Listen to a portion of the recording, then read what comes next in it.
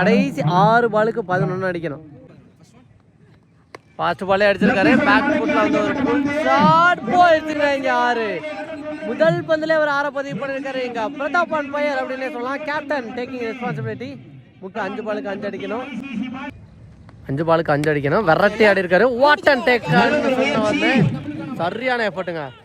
ஒரு ஃபீல்டரால என்ன எஃபர்ட் கொடுக்க முடியுமோ அந்த எஃபர்ட் கொடுத்தான்னு சொல்லலாம். அங்க அந்த ஃபீல்டர் இந்த பால் ஒரு 2 3 ஓடுறாங்களான்னு பார்த்தா 2 ரன் எப்படி இருக்க. 4 பாலுக்கு இங்க 3 அடிக்கணும். செம்ம பிரஷரா எடுத்துட்டு போயிட்டாங்கன்னு சொல்லலாம். முதல் 2 பந்துல 8 ரன்னை கொண்டு வந்துட்டாரு. 4 பாலுக்கு 3 அடிக்கணும்.